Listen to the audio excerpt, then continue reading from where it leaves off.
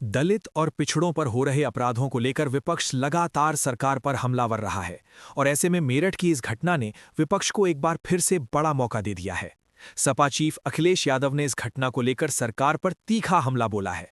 अपने विधायक अतुल प्रधान को उन्होंने मोर्चे पर लगा दिया है और अतुल प्रधान पीड़ित परिवार के साथ खड़े दिखाई दे रहे हैं।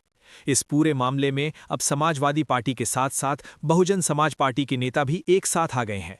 बसपा नेताओं की टीम भी गांव पहुंच चुकी है और लगातार प्रशासन से बातचीत कर रही है।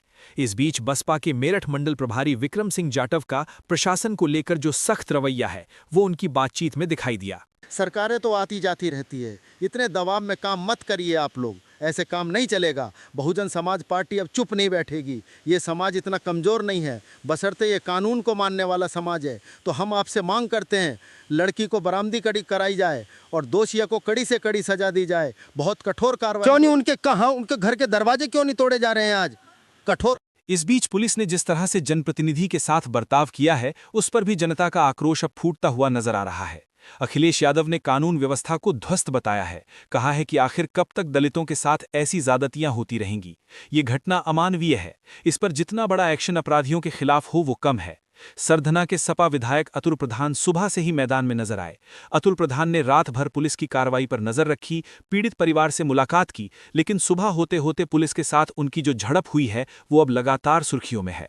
पथिक सेना के राष्ट्रीय अध्यक्ष और सपा नेता मुखिया गुज्जर भी सामने आए और उन्होंने यूपी सरकार पर तीखा हमला बोला। उन्होंने मुख्यमंत्री योगी से पूछा कि आपका बुलडोजर आखिर कहां है? बाबू, योगी बाबा का बुलडोजर कब चलेगा इन हत्यारों के घरों पर? तो क्या इनका एनकाउंटर होगा? मैं मांग करता हूं कि मृतका के परिजनों को 1 करोड़ रुपए आर्थिक मदद की जाए और हत्यारों को तुरंत गिरफ्तार करके उस बेटी को बरामद किया जाए और हत्यारों का तुरंत एनकाउंटर हो। यदि ऐसा नहीं हुआ तो मजबूरन ये मुखिया गुज्जर ऐलान करता है कि फिर हमें सड़कों पर उतरकर प्रशासन के खिलाफ धरना प्रदर्शन करना पड़ेगा। कापसाड़ की इस घटना के बाद पुलिस का कहना है कि आरोपियों को पकड़ने के लिए लगातार सर्च ऑपरेशन चलाया जा रहा है। कई संदिग्धों को हिरासत में भी लिया गया है। किसी अपराधी को नहीं बख्शा जाएगा। लेकिन विपक्ष का आरोप है कि पुलिस पर दबाव है और पुलिस दबाव में काम कर रही है। तहरीर पर पुलिस द्वारा 2 अभियुक्तों के विरुद्ध गंभीर धाराओं में मुकदमा दर्ज किया गया है। इसमें 10 से अधिक पुलिस टीमें कई जनपदों में लगी हैं जो अभियुक्त की गिरफ्तारी और युवती की बरामदगी के लिए निरंतर प्रयासरत हैं। पीड़ित परिवार के मुखिया से सपा विधायक अतुल प्रधान ने देर रात बातचीत की और उस बातचीत का वीडियो भी सामने आया है। जा रहे हैं कि दिक्कत आ रही है, परेशान ना हो, मदद करेंगे आपकी, कोई बात नहीं, परेशान ना हो। इस मामले पर सपा चीफ अखिलेश यादव का ट्वीट भी सामने आया है। उन्होंने लिखा कि मेरठ में मां पर कातिलाना हमला और बेटी को उठाकर ले जाने का मामला बेहद गंभीर है। भाजपा सरकार अपराधियों को संरक्षण देते आज जिस स्तर पर पहुंच गई है वहां से वापस नहीं लौट सकती, क्योंकि अपराधी उनके राज घोल देंगे। सरकार से कोई उम्मीद ही ना बचे, इससे बुरा और कुछ नहीं हो सकता। भाजपा पूरी तरह नाकाम सरकार है। बसपा चीफ मायावती और सांसद चंद्रशेखर आजाद ने भी इस घटना की निंदा की है और प्रदेश की कानून व्यवस्था पर सवाल खड़े किए हैं।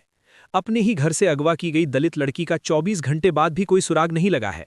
कल आरोपी पारस राजपूत ने लड़की की मां की हत्या कर उसका अपहरण कर लिया था। आरोपी के पकड़े जाने और लड़की की सकुशल वापसी तक परिजन ने शव का अंतिम संस्कार करने से इनकार कर दिया है, जिसके बाद ये पूरा मामला गरमाया हुआ है। पुलिस की थ्योरी के मुताबिक आरोपी युवक लड़की को पैदल जंगल के रास्ते ले गया था। करीब 5 किलोमीटर चलने के बाद एक सफेद रंग की ऑल्टो कार में सवार होकर वो फरार हो गया। दोनों की आखिरी लोकेशन दौराला थाना क्षेत्र के कैली गांव में मिली है। कल यानी कि गुरुवार को युवती अपनी मां के साथ खेत की ओर जा रही थी और रास्ते में खड़े एक युवक ने उसके साथ छेड़छाड़ की। जब मां ने विरोध किया तो युवक ने गाली गलौज करते हुए उस पर फरसे से हमला कर दिया। गंभीर रूप से घायल मां जमीन पर गिर पड़ी और तड़पने लगी, जिसके बाद आरोपी युवक लड़की को जबरन उठाकर ले गए। सपा विधायक अतुल प्रधान जब परिवार से मुलाकात करने गांव जा रहे थे तो पुलिस ने गांव के बाहर ही उन्हें रोक दिया।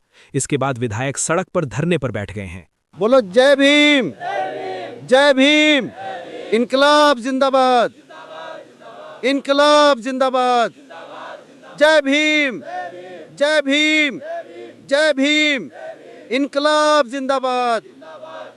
लाठी गोली की सरकार नहीं चलेगी। गरीबों को न्याय दो, दलितों को न्याय दो, दलितों को न्याय दो।